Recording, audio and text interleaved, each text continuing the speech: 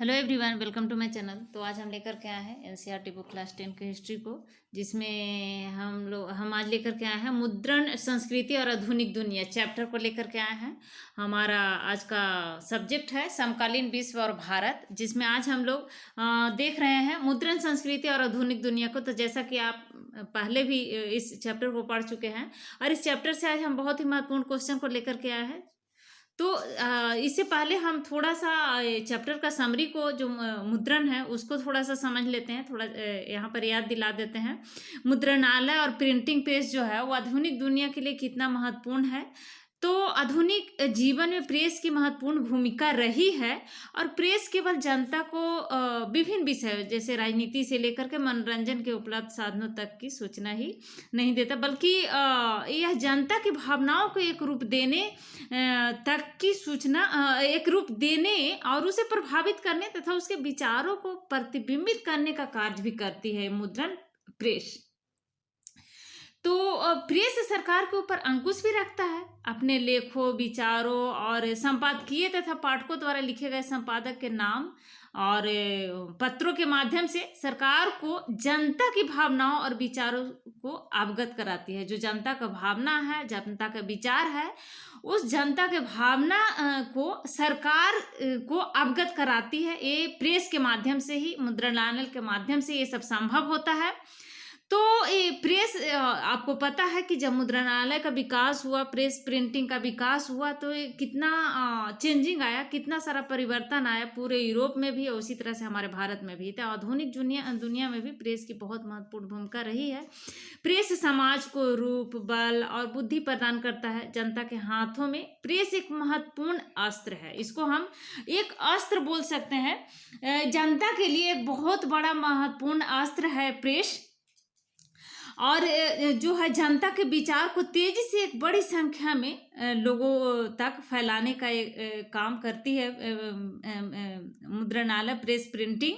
और ये प्रभावकारी एक माध्यम है जो बहुत बड़ी संख्या में लोगों में फैलाने का, जो लोगों का जो विचार है उसको फैलाने का काम करती है। बहुत ये प्रभावकारी माध्यम है।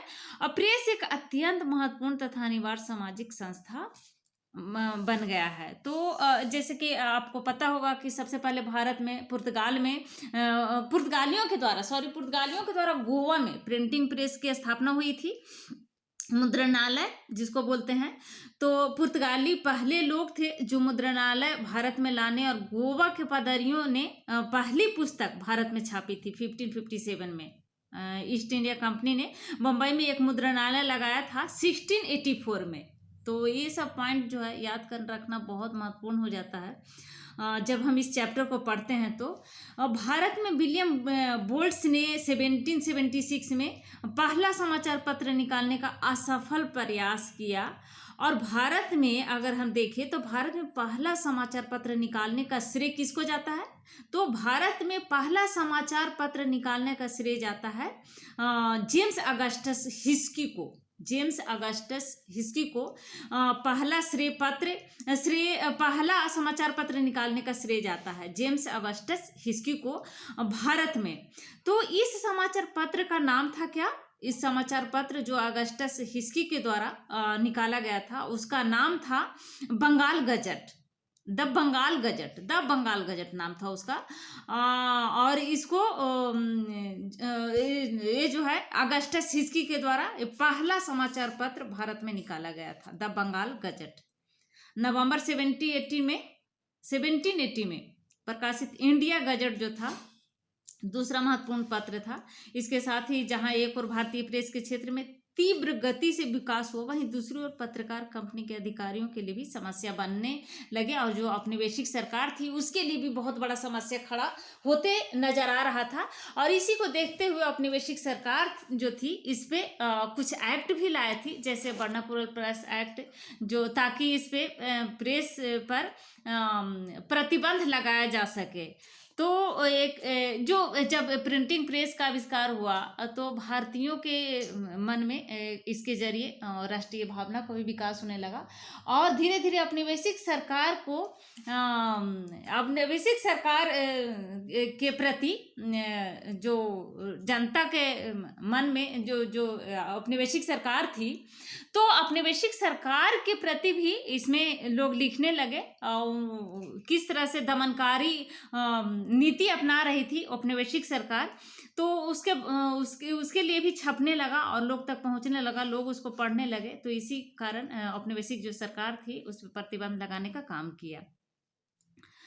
तो इस प्रकार से पहले बाल गंगाधर तिलक थे जिनको उग्र लेख लिखने के कारण जेल की सजा हुई थी। पहले भारतीय थे और समाचार इनको उग्र लेख लिखने के कारण इनको पहले जेल की सजा हुआ था बाल गंगाधर तिलक को, जैसा कि हम लोगों ने पहले भी चैप्टर में पढ़ा था। बहुत ही महत्वपूर्ण पॉइंट है जिसको हम दोबारा रिपीट कर रहे हैं। और इसको जो है इनको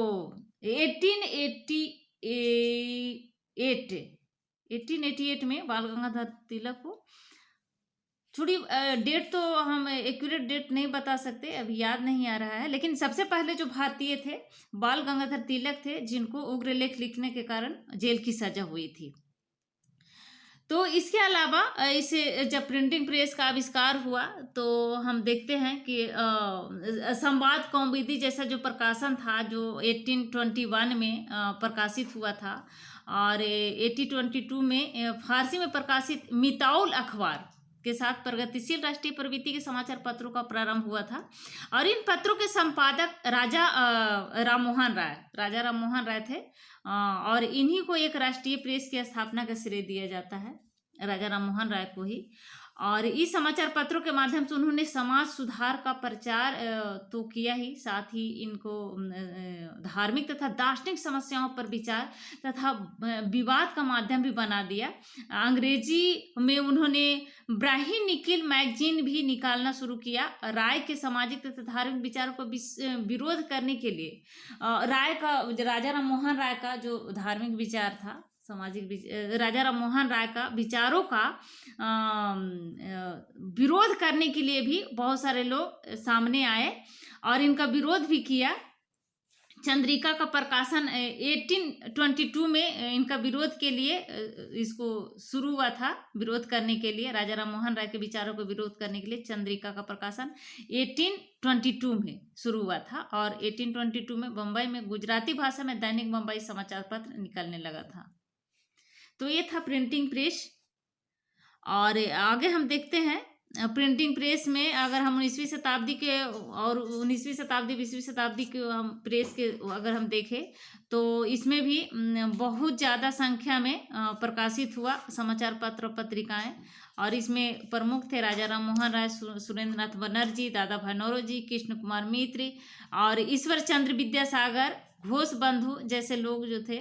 बाल गंगाधर तिलक तो थे ही, और NC केलकर, फिरोज शाह मेहता, MG रनाडे, बहुत सारे ऐसे भारतीय थे जो बढ़ चढ़ करके इसमें हिस्सा लिया और खूब लिखा और इसमें खूब औपनिवेशिक सरकार की आलोचना भी इसके जरिए की और जनता तक पहुंचाया।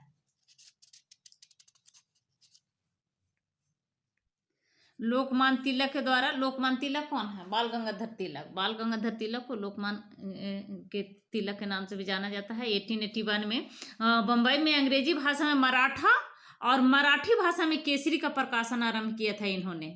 अंग्रेजी भाषा में मराठा और मराठी भाषा में केसरी का प्रकाशन आरंभ किया था बाल गंगाधर तिलक ने।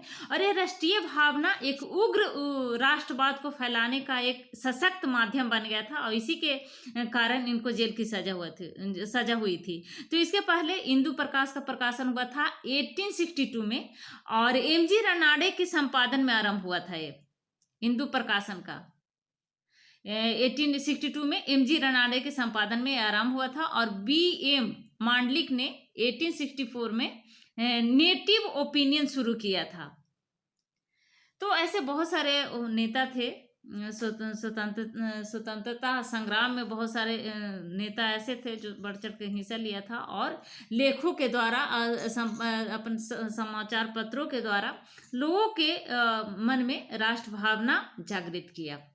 तो आइए देखते हैं इस चैप्टर का जो महत्वपूर्ण प्रश्न है।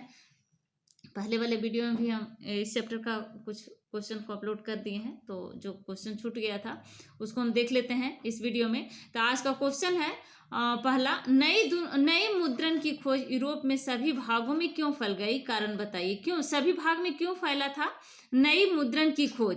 तो इसका कारण था, पहला कारण था कि किताबों की बढ़ती मांग हस्तलिखित पांडुलिपियां से पूरी नहीं हो पा रही थी। किताब की मांग इतना काफ़ी था कि जो पांडुलिपियां हाथ से लिखा जाता था उसे पूरा नहीं हो पा रहा था, तो जिसके चलते बहुत तेजी से फैला मुद्रण का विकास, नई मुद्रण प्रणाली का विकास। पहले तो हस्तलिखित पांडुलिपियां लिखी जाती थी, लेकिन जब किताब का मांग बढ़ने लगा तो उसे पूरा नहीं हो पा रहा था पांडुलिपियां से, तो इसके कारण नई प्रिंटिंग, जब मुद्रण का आविष्कार हुआ तो इसका पूरा यूरोप में फैलने लगा। तो ये पहला कारण था। दूसरा कारण था नकल उतारना बेहद खर्चीला था। हस्तलिखित जो पांडुलिपियां लिखी जाती थी बहुत खर्चीला भी था, और उसको रखना भी बहुत मुश्किल होता था, बहुत ज़्यादा दिन तक सुरक्षित रखना भी बहुत मुश्किल होता था। तो ये भी एक कारण था। तीसरा कारण है, पांडुलिपियां अक्सर नाजुक हुआ करती थी और उसमें लाने और ले जाने, रख रखाव में तमाम मुश्किलें हुआ करती थी। बहुत सारी मुश्किलें होती थी उसको ज़्यादा दिन तक रखने में और एक जगह से दूसरी जगह ले जाने में। तो क्योंकि पांडुलिपियां जो होती थी बहुत नाजुक हुआ करती थी, तो ये भी बहुत बड़ा कारण था नई मुद्रण प्रणाली का पूरे यूरोप में फैलने का। और नेक्स्ट कारण है इसका इसका चलन जो था बहुत सीमित रहा है। पांडुलिपियों का चलन जो था बहुत सीमित था, बड़े पैमाने पर इसको नहीं लिखा जा सकता था उतना तेजी से, तो ये भी एक कारण था। और पांचवा कारण है, किताबों की बढ़ती मांग के चलते वुड ब्लॉक प्रिंटिंग लोकप्रिय हो गई। तो किताब की जब मांग बढ़ने लगा तो वुड ब्लॉक जो प्रिंटिंग था वो बहुत ज़्यादा लोकप्रिय हो गया, क्योंकि बहुत सारे लोग जो था धीरे धीरे पढ़ना शुरू किया और सारे लोग पढ़ने की कोशिश करने लगे, तो किताब की मांग भी बढ़ने लग गई। तो किताब की मांग बढ़ने के चलते वुड ब्लॉक प्रिंटिंग जो था उसका मांग धीरे धीरे बढ़ गया। तो ये बहुत बड़ा कारण था। तो ये बहुत बड़ा कारण था यूरोप में नई प्रिंटिंग प्रेस का तेजी से विकास। नेक्स्ट क्वेश्चन है, मुद्रित किताबें अशिक्षित लोगों के बीच लोकप्रिय क्यों हुई? मुद्रित जो किताबें थी अशिक्षित लोगों के बीच क्यों लोकप्रिय हुई, इसका कारण क्या था? तो इसका पहला कारण है, जो लोग पढ़ नहीं पाते थे वे भी बोलकर पढ़ गए। यानी कहने का मतलब ये है कि जो लोग नहीं पढ़ पाते थे वो लोग सुनकर के पढ़ गए। यानी जो किताब पढ़ते थे वो जो नहीं पढ़ पाते थे उनको सुनाते थे पढ़ करके, और इस तरह से उन लोगों ने सीखा सुनने के लिए, सुन करके सीखा पढ़ने के लिए। तो हम ये बहुत बड़ा एक कारण था लोकप्रिय मुद्रित किताबें जो था लोकप्रिय होने का। दूसरा कारण था लोकगीत और लोक कथाएं का छापना। जब प्रिंटिंग प्रेस का आविष्कार हुआ तो लोकगीत और लोक कथाएं भी छपने लगी। लोक गीतों के माध्यम से, लोक कथाओं के माध्यम से किताब छाप करके लोगों तक पहुंचाया जाने लगा। तो ये कारण था, ये भी एक कारण था लोकप्रिय होने का मुद्रित किताबें का। और तीसरा कारण है, ऐसी किताबें सच्चरित्र होती थी। मतलब कहने का मतलब है कि इसमें चित्र भी होता था, तो चित्र होने के चलते ये बहुत इंटरेस्टेड हो जाता था इस तरह का किताबें। तो ये भी बहुत बड़ा कारण था लोकप्रिय होने का। और चौथा कारण है, इन्हें सामूहिक ग्रामीण सभाओं या शहरी शराब खानों में गाया सुनाया जाता था। सामूहिक ग्रामीण सभा जहाँ हुआ करता था वहाँ पर लोकगीत या फिर लोक कथा के माध्यम से उन्हें सुनाया जाता था, और जहाँ शराब खाने होती थी वहाँ भी गाया और सुनाया जाता था। तो ये बहुत बड़ा कारण था लोकप्रिय होने का। तो ये थे कारण लोकप्रिय होने का मुद्रित किताबें का, अशिक्षित लोगों के बीच भी। तो अशिक्षित लोग भी इसको लोकप्रिय हो गए और अशिक्षित लोग की भी मांग बढ़ने लगा।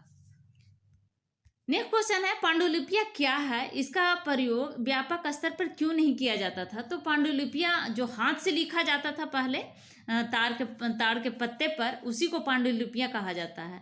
तो पांडुलिपियां जिसको हाथ से लिखा जाता था उसी को पांडुलिपियां कहा जाता है।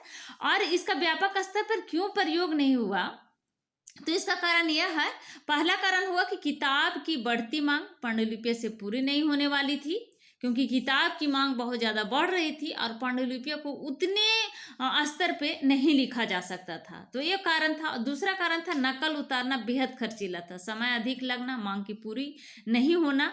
तो नकल उतारना बहुत मुश्किल होता था और समय बहुत ज़्यादा लगता था और खर्चा भी बहुत ज़्यादा था।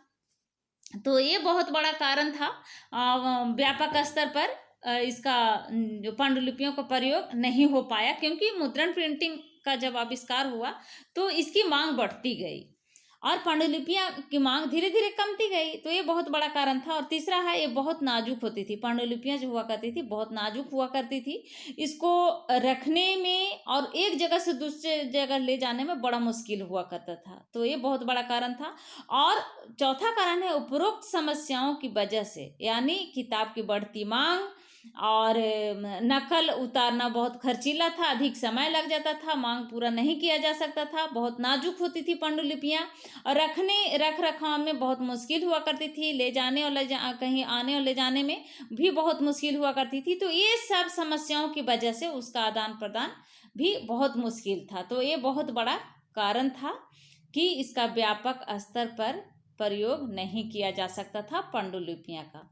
नेक्स्ट क्वेश्चन है, भारतीय लोग किस प्रकार अपनी पांडुलिपियां की नकल करते थे तथा उन्हें सुरक्षित रखते थे? तो पांडुलिपियां ताड़ के पत्तों पर लिखा जाता था हाथ से, जैसा कि आपको सबको मालूम है। तो पांडुलिपियां ताड़ के पत्तों पर हाथ से बने कागज पर नकल कर बनाई जाती थी। पन्नों पर सुंदर तस्वीरें भी बनाई जाती थी। पांडुलिपियां में सुंदर तस्वीर भी बनाया जाता था। उन्हें तख्तियों की जिल्द में रखा जाता था। सुरक्षित रखने के लिए उस पर जिल्द लगाया जाता था। आज भी हम लोग किताब में जिल्द लगाते हैं सुरक्षित रखने के लिए, कि जल्दी किताब खराब ना हो जाए, फट न जाए, इसके चलते जिल्द लगाते हैं। तो उस तरह से वहाँ उस समय भी पांडुलिपियों को सुरक्षित रखने के लिए ज़्यादा समय तक उस पर जिल्द लगाया जाता था और उन्हें ख्याल से सील कर बांध दिया जाता था। तो ये पांडुलिपियां इस प्रकार से भारतीय लोग पांडुलिपियों को अच्छे इस तरह से रखते थे, उसको नकल उतारते थे, उसको सुरक्षित इस प्रकार से रखते थे। नेक्स्ट क्वेश्चन है, मुद्रण संस्कृति ने फ्रांसीसी क्रांति लाने में क्या भूमिका निभाई? तो आपको पता है फ्रांसीसी क्रांति के बारे में अगर नहीं पता है तो फ्रांसीसी क्रांति का वीडियो हमने अपलोड किया है, आप वहां जाकर के देख सकते हैं फ्रांसीसी क्रांति क्या है। तो मुद्रण संस्कृति ने फ्रांसीसी क्रांति लाने में जो भूमिका निभाई, बहुत ही महत्वपूर्ण भूमिका था इसका, मुद्रण संस्कृति का। तो इसमें पहला है कि छपाई के चलते विचारों का प्रसार, उनके लेखन ने परंपरा, अर्थविश्वास और निरंकुशवाद की आलोचना की। जब प्रिंटिंग प्रेस की छपाई हुई तो जो निरंकुशवाद चल रहा था, निरंकुशवाद का जो शासन चल रहा था उसका आलोचना खूब बढ़ चढ़ के हुआ इसमें। और इसमें छपाई के चलते जब प्रिंटिंग प्रेस का आविष्कार हुआ तो इसके चलते समाचार पत्र, पत्रिकाएं, गाने के माध्यम से, कविता के माध्यम से, कहानी के माध्यम से बहुत छपने लगा और लोगों तक सबके विचारों को वहाँ लोगों तक पहुँचाने का एक बहुत बड़ा माध्यम बन गया। तो ये बहुत बड़ा कारण था फ्रांसीसी क्रांति के में भूमिका निभाने का, मुद्रण संस्कृति का। और दूसरा कारण है रीति रिवाजों की जगह विवेक के शासन पर बल दिया गया। जो रीति रिवाज था उसकी जगह पर विवेक के शासन को बल देना, ये बहुत बड़ा कारण था। और तीसरा है चर्च की धार्मिक और राज की निरंकुशता सत्ता पर हमला। पत्र पत्रिकाओं के द्वारा, समाचार पत्रों के द्वारा जो चर्च की धार्मिक और राज की निरंकुश सत्ता जो था उस पे जोर शोर से हमला किया गया, इसके माध्यम से, प्रिंटिंग प्रेस के माध्यम से। और चौथा कारण था छपाई ने वाद विवाद की नई संस्कृति को जन्म दिया। तो जब छपाई का आविष्कार हुआ तो आपको पता ही होगा कि एक नई संस्कृति के एक नया युग सामने आया उभर करके, और लोग के रहन सहन में, चाहे आर्थिक रूप से हो, सांस्कृतिक रूप से हो, सामाजिक रूप से हो, बहुत ज़्यादा परिवर्तन, राजनीतिक रूप से हो, बहुत ज़्यादा परिवर्तन आया लोगों में।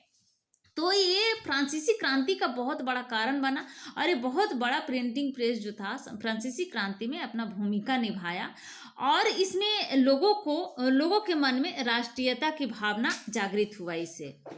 नेक्स्ट क्वेश्चन है 19वीं सदी में महिलाओं द्वारा पढ़ने के चलन के प्रति लोगों का क्या रवैया था, महिलाओं की इस संदर्भ में क्या प्रतिक्रिया थी।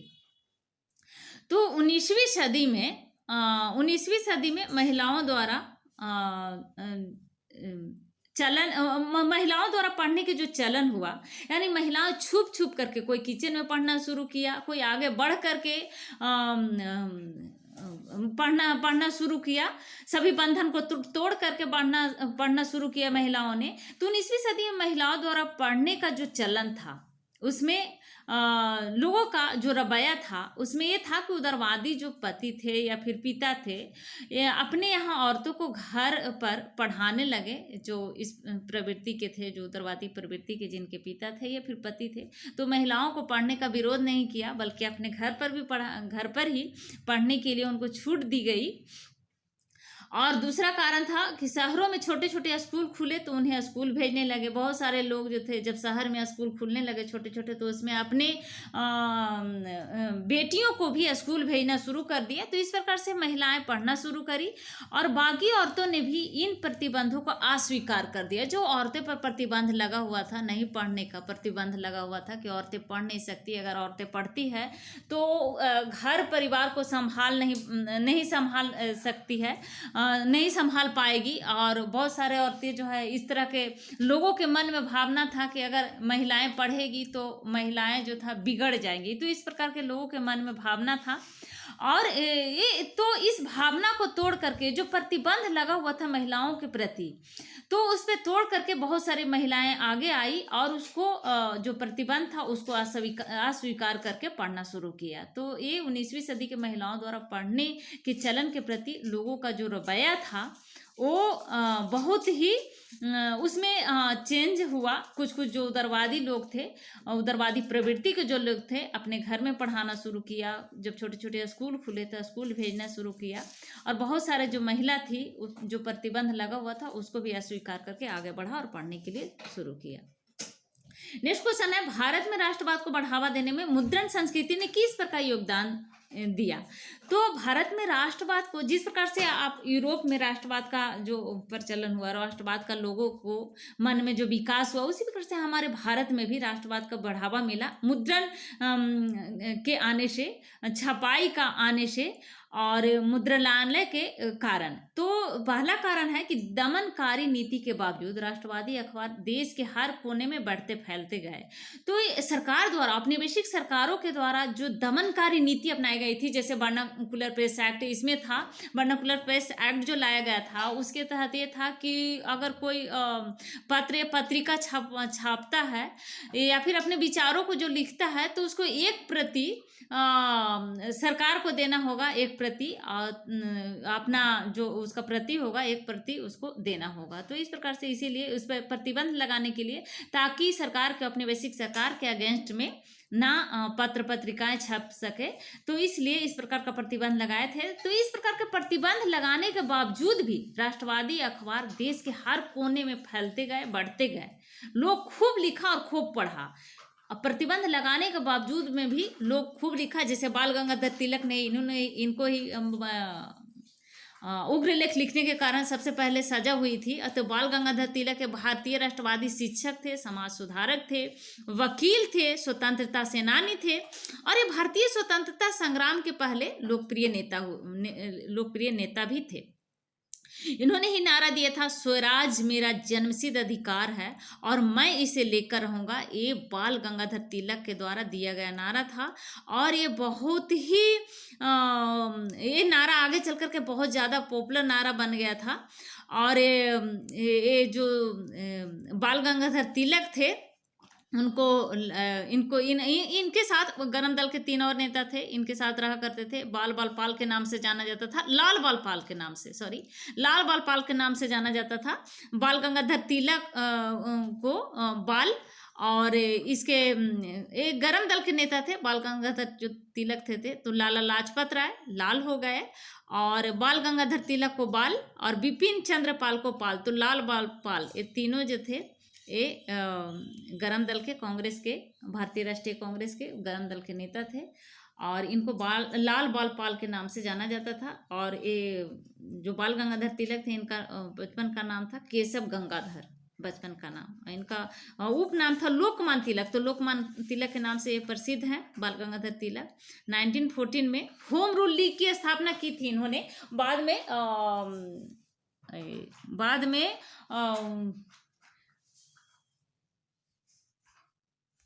बाद में एनी बेसेंट के द्वारा भी होम रूल लीग की स्थापना की गई थी। तो होम रूल लीग की स्थापना 1914 ईस्वी में बाल गंगाधर तिलक के द्वारा की गई थी। तो हाँ, आगे हम लोग चलते हैं। कहाँ थे हम लोग? थे भारत में राष्ट्रवाद को बढ़ावा देने में मुद्रण संस्कृति किस प्रकार योगदान दिया। तो ये था दमनकारी नीति के बावजूद राष्ट्रवादी अखबार देश के हर कोने में बढ़ते फैले गए। उन्होंने औपनिवेशिक कुशासन के बारे में भी लिखा, प्रतिबंध के बावजूद भी। और पंजाब में क्रांतिकारियों को गिरफ्तार किया गया तो बाल गंगाधर तिलक ने अपना केसरी समाचार छापा तथा लोगों ने गहरी हमदर्दी जताई इसे। और नेक्स्ट कारण था कि पंजाब तथा देश के अन्य भागों में राष्ट्रवादी आंदोलन को बल मिला। इस कारण बाल गंगाधर तिलक को कैद कर लिया गया, और जिसके पूरे भारत में बढ़ चढ़ के विरोध हुआ। बाल गंगाधर तिलक ऐसे पहले भारतीय थे जिनको उग्र लेख लिखने के कारण पहली बार जेल की सजा हुई थी, जिसके कारण पूरे भारतवर्ष में इसका विरोध हुआ था। नेक्स्ट क्वेश्चन है, ऐसे तरीकों का उल्लेख कीजिए जिनसे मुद्रित किताबों तक आम आदमी की पहुंच बढ़ी।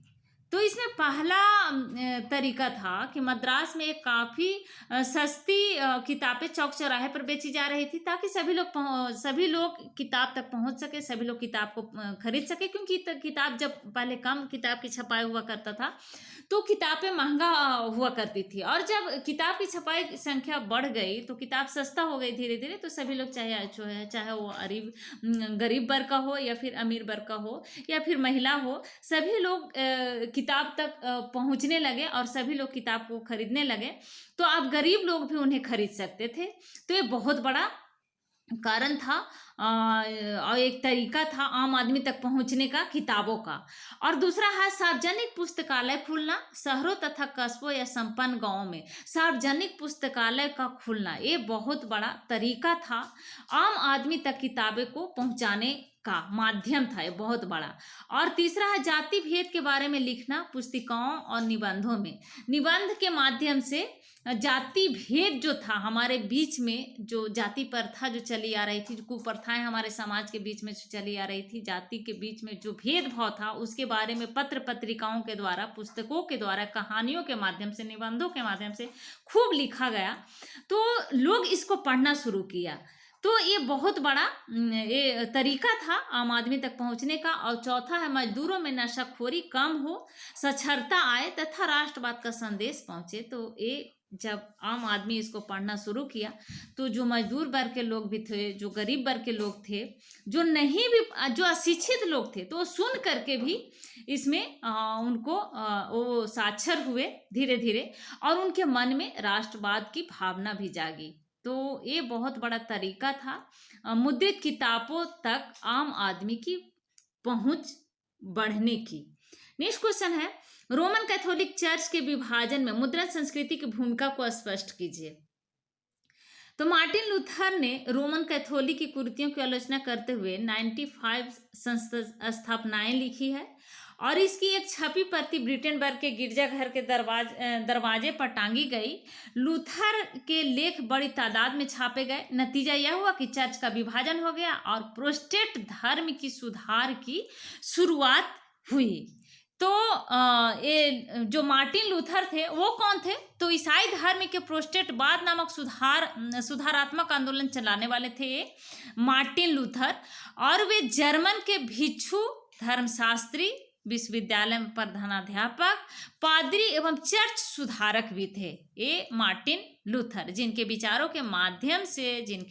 के द्वारा प्रोटेस्टेंट सुधार आंदोलन आरंभ हुआ, जिसने पश्चिमी यूरोप की विकास की शिक्षा बदल दी थी। तो ये थे मार्टिन लूथर। नेक्स्ट क्वेश्चन है, मुद्रण ने किस प्रकार समुदाय और भारत के विभिन्न भागों में रहने वाले लोगों को जोड़ने का कार्य किया था? तो मुद्रण के माध्यम से ही भारत के विभिन्न भागों में जो लोग थे एकजुट हुए, उनको बहुत जो अलग अलग जो समुदाय थे वो एकजुट हुए, एक बहुत बड़ा माध्यम बना मुद्रण। तो मुद्रण प्रणाली ने नए विचारों के विकास, प्रसार और अभिव्यक्ति हेतु एक नए प्लेटफॉर्म का विकास किया। जब मुद्रण का विकास हुआ तो एक नए प्लेटफॉर्म का साथ साथ विकास हुआ। तो मुद्रण प्रणाली विचारों के विकास, प्रसार की अभिव्यक्ति के लिए एक नए प्लेटफॉर्म को तैयार किया, एक नए प्लेटफॉर्म का विकास किया। मुद्रण प्रणाली संचार का सबसे सस्ता और सरल साधन था। मुद्रण प्रणाली संचार का एक सबसे बड़ा माध्यम था और सस्ता माध्यम था, सरल माध्यम था। नेक्स्ट है, ये भारत के लोगों की समस्या को उजागर करते थे। मुद्रण प्रणाली के द्वारा ही भारत के लोगों को जो समस्या था, भारतीयों को जो समस्या था, उसको उजागर करते थे और औपनिवेशिक सरकार के जो दमनकारी नीतियां थी उसको भी साथ में उजागर करते थे। तो ये समुदाय को एकजुट होने का एक बहुत बड़ा माध्यम बना मुद्रण प्रणाली। और नेक्स्ट पॉइंट है, धार्मिक पुस्तकों की बड़ी तादाद में व्यापक जन समुदाय तक पहुंच रही थी। जब मुद्रण प्रणाली का विकास हुआ, पुस्तकें बहुत ज़्यादा संख्या में छपने लगी, तो ये जो धार्मिक पुस्तकें भी साथ साथ छपने लगी, तो धार्मिक पुस्तकें बड़ी तादाद में व्यापक जन समुदाय तक पहुंच रही थी। तो इसके माध्यम से भी जो बहुत सारे समुदाय थे जुड़ने लगे आपस में। अखबार भारतीय मूल के एक क्षेत्र में दूसरे क्षेत्र पर समाचार पहुंचाते थे। अखबार के माध्यम से भी जो अखबार था उसको भी अखबार भी भारतीय मूल के एक क्षेत्र से दूसरे क्षेत्र में समाचार पहुंचाने का काम किया, समाचार पहुंचाने का एक माध्यम बना। तो ये था मुद्रण के विकास से समुदायों को और भारत में विभिन्न वर्ग में रहने वाले लोगों को एक साथ जोड़ने का ये मुद्रण बहुत बड़ा माध्यम बना, बहुत बड़ा कार्य किया। नेक्स्ट क्वेश्चन है, वुड ब्लॉक यानी काठ की तख्ती जिसको बोलते हैं, तो छपाई वाली यानी वुड ब्लॉक छपाई वाली वुड ब्लॉक छपाई यूरोप में 1295 के बाद आई। और इस कथन को जब 1295 में आई वुड ब्लॉक यानी काठ की तख्ती वाली छपाई यूरोप में, तो इसका क्या कारण था, इसको स्पष्ट करें। तो वुड ब्लॉक वाली छपाई यूरोप में 1295 ईस्वी में के पश्चात आई, क्योंकि यह तकनीक पहले चीन के पास थी। आपको पता ही होगा कि सबसे पहले प्रिंटिंग का छपाई का काम चीन में ही हुआ था, तो ये चीन के पास ही था। मार्को पोलो यह ज्ञान अपने साथ लेकर लौटा था, अपने साथ लेकर के मार्को पोलो लौटा था इस ज्ञान को। और मार्को पोलो ने यूरोप को वुड ब्लॉक तकनीक से अवगत कराया और यह तकनीक पूरे यूरोप में फैल गया। मार्को पोलो द्वारा जो लाया गया था इस प्रकार की कला को, छपाई वाली कला, वुड ब्लॉक वाली कला, तो इसको मार्को पोलो ने ही अपने साथ लेकर के आया था। मार्को पोलो यूरोप को वुड ब्लॉक तकनीक से अवगत कराया और यह तकनीक पूरे यूरोप में धीरे धीरे फैल गया। तो सवाल उठता है कि मार्को पोलो कौन था? तो मार्को पोलो एक इतालवी व्यापारी और खोज करता था। इसका वृतांत the book of sir Marco Polo के नाम से है। मार्को पोलो का वृतांत the book of sir Marco Polo, जो तत्कालीन भारत के आर्थिक स्थिति से महत्वपूर्ण है। नेक्स्ट क्वेश्चन है, वुड ब्लॉक यानी काठ की तख्ती वाली छपाई यूरोप में, एक क्वेश्चन रिपीट हो रहा है, आगे बढ़ते हैं। नई मुद्रण की खोज यूरोप के सभी भागों में क्यों फैल गई, कारण बताइए। तो नई मुद्रण की खोज यूरोप के सभी भागों में इसलिए फैली कि किताबें की बढ़ती मांग हस्तलिपियां पांडुलिपियों से नहीं पूरी हो रही थी, और दूसरा कारण था पांडुलिपियां नाजुक थी, उसके रख रखाव में तमाम मुश्किलें आ रही थी। तीसरा कारण था नकल उतारना बेहद खर्चीला था, एक जगह से दूसरे जगह ले जाने में बहुत बड़ी समस्या थी। इनका चलन सीमित था, पांडुलिपियों का चलन बहुत सीमित था, और किताबों की बढ़ती मांग के कारण वुड ब्लॉक प्रिंटिंग लोकप्रिय हो गई। तो क्वेश्चन को ये भी क्वेश्चन रिपीट हो रहा था। मुद्रण संस्कृति ने फ्रांसीसी क्रांति में क्या भूमिका निभाई, ये भी क्वेश्चन रिपीट हो रहा है। आगे बढ़ते हैं। पांडुलिपियां क्या है, इसके प्रयोग की सीमाएं क्या थी, तो ये भी क्वेश्चन रिपीट हो रहा है। नेक्स्ट क्वेश्चन है, ये भी क्वेश्चन रिपीट हो रहा है। मुद्रण संस्कृति ने भारत में राष्ट्रवाद को बढ़ावा देने के लिए किस प्रकार योगदान दिया। सारे क्वेश्चन रिपीट हो रहे हैं। मुद्रित किताबें अशिक्षित लोगों के बीच लोकप्रिय क्यों हुई। नेक्स्ट देखते हैं, भारत में वर्नाकुलर प्रेस एक्ट जारी करने का क्या कारण था। तो हाँ, आगे देखते हैं कि भारत में वर्नाकुलर प्रेस एक्ट जारी करने का कारण क्या था। तो इसका कारण था कि जब किसी रिपोर्ट की बागी करार दे दिया जाता था तो उसे छपने से पूर्व चेतावनी दी जाती थी और ना मानने पर प्रिंटिंग प्रेस जब्त कर ली जाती थी। जो अपनी वैश्विक सरकार के अगेंस्ट में लिखा जाता था उसी को बागी बोला जाता था। तो जो रिपोर्ट, जिस प्रकार का रिपोर्ट में अगर कोई भी पत्र या पत्रिका छपती थी, अगर उसका रिपोर्ट में बागी करार दिया जाता था तो उसे छपने से पूर्व ही, छपने से पहले ही चेतावनी दी जाती थी कि अगर इस तरह का काम आप करोगे तो, और ये जो एक्ट लाया गया है, वर्नाकुलर प्रेस एक्ट जो लाया गया था, इसको ना मानने पर प्रिंटिंग प्रेस को जब्त कर ली जाएगी। तो इसीलिए वर्नाकुलर प्रेस एक्ट को लाया गया था भारत में, ताकि लोग उग्र लेख न लिखे, अपनी वैश्विक सरकार के अगेंस्ट में ना आवाज उठा सके, जनता तक ना पहुंचा सके। इसीलिए अपनी वैश्विक सरकार इस तरह का एक्ट को लेकर के आई थी। नेक्स्ट है, भारत में अखबार के माध्यम से बढ़ रहे राष्ट्रवाद। भारत में जब प्रिंटिंग प्रेस का आविष्कार हुआ तो राष्ट्रवाद का भी विकास, बहुत ज़्यादा राष्ट्रवाद की भावना लोगों में जागृत हुई अखबार के माध्यम से, प्रेस के माध्यम से और पत्र पत्रिकाएं के माध्यम से। तो भारत में अखबार के माध्यम से बढ़ रहे राष्ट्रवाद अर्थात ब्रिटिश विरोधी विचारधारा के नियंत्रण को लगाने के लिए वर्नाकुलर प्रेस एक्ट को जारी किया गया था औपनिवेशिक सरकार के द्वारा।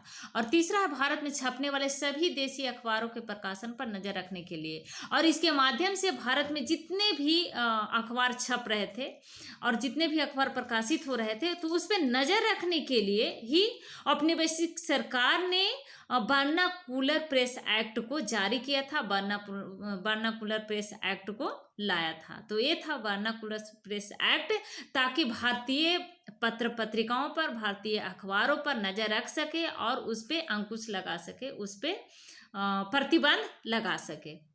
नेक्स्ट क्वेश्चन है, रोमन कैथोलिक चर्च के विभाजन में मुद्रण संस्कृति की भूमिका को स्पष्ट कीजिए। यानी कहने का मतलब यह है कि रोमन कैथोलिक चर्च के विभाजन में मुद्रण संस्कृति अपना क्या भूमिका निभाई। तो इसमें पहला भूमिका है कि मार्टिन लूथर ने रोमन कैथोलिक की कुरीतियों की आलोचना करते हुए 95 संस्थाएं लिखी थी। इसकी एक छपी प्रति ब्रिटेनबर्ग के गिरजाघर के दरवाजे पर टांगी गई और लूथर के लेख बड़ी तादाद में छापे गए थे। लूथर द्वारा जो लेख लिखा गया था बहुत ज़्यादा तादाद में छापे गए थे। लूथर के द्वारा जो लेख लिखा गया था उसमें ईसाई धर्म के प्रोटेस्टेंटवाद नामक सुधारात्मक आंदोलन चलाया गया था इनके द्वारा, मार्टिन लूथर के द्वारा। और ये जो इनके द्वारा जो चलाया गया था उसे सुधार आंदोलन आरंभ हुआ था, विचारों के द्वारा प्रोटेस्टेंट सुधार आंदोलन का आरंभ हुआ था, जिससे पश्चिमी यूरोप की विकास की दिशा बदल गई थी। तो ये मार्टिन लूथर के द्वारा ये आंदोलन चलाया गया था। इसकी एक छपी प्रति विटेनबर्ग के गिरजाघर में लगाए गए थे। नतीजा चर्च का विभाजन हो गया और प्रोटेस्टेंट धर्म सुधार आंदोलन की शुरुआत हुई। नेक्स्ट क्वेश्चन है, 19वीं सदी में महिलाओं द्वारा पढ़ने के चलन के प्रति लोगों का क्या रवैया था, महिलाओं के संदर्भ में प्रतिक्रिया क्या थी। तो उदारवादी पिता जो थे, पति थे, औरतों के घर पर पढ़ाने लगे, शहरों के छोटे छोटे जो स्कूल खुलने लगे उसमें भी स्कूल भेजने लगे। बागी औरतें ने इस प्रतिबंधों को अस्वीकार करके आगे बढ़ करके पढ़ना भी शुरू किया। तो ये क्वेश्चन भी रिपीट हो रहा था। नेक्स्ट देखते हैं, ऐसे तरीकों को उल्लेख कीजिए जिससे मुद्रित किताबों तक आम आदमी की पहुंच बढ़े। ये भी रिपीट हो रहा है। तो ये था आज का हमारे मुद्रण संस्कृति और आधुनिक दुनिया चैप्टर से बहुत ही महत्वपूर्ण पॉइंट और बहुत ही महत्वपूर्ण क्वेश्चन। तो अगर अभी तक आपने इस चैनल को सब्सक्राइब नहीं किया है तो प्लीज़ इस चैनल को सब्सक्राइब करें, लाइक करें, साथ में शेयर भी जरूर करें। Thank you.